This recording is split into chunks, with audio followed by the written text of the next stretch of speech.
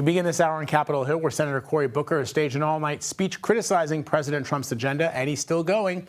Critics have called this a stunt. Supporters say it's an extraordinary display of democracy. Booker took to the podium at 7 o'clock last night, saying he would go on as long as he could because he feels the country is in crisis. These are not normal times in America. And they should not be treated as such. John Lewis, so many heroes before us would say that this is the time to stand up, to speak up. This is the time to get in some good trouble, to get into necessary trouble. All right, let's bring in CBS News congressional correspondent Nikole Killion to talk more about this. So again, Nikole, I mean, he's been going on for almost 12 hours, more than 12 hours now. What's he talking about specifically, and what is he hoping to accomplish here?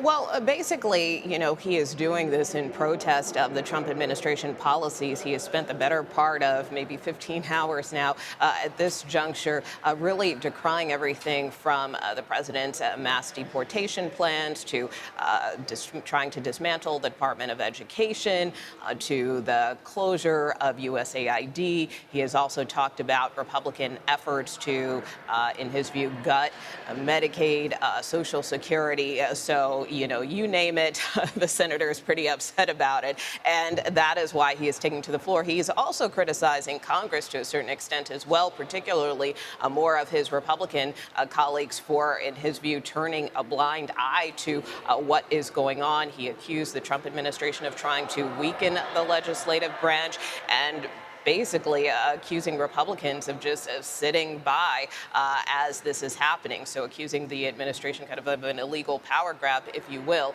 So that has been kind of the crux of the senator's speech. At times, he has taken questions from some of his fellow Democratic colleagues, but this comes as, Democratic members, voters, constituents have really said, they want to see Democrats get angry. They want them to take more of a forceful stance against the administration. So unclear if this is kind of in direct response to some of those criticisms, but certainly by doing this, it has grabbed a lot of attention. So this isn't considered a filibuster. Explain that to our audience.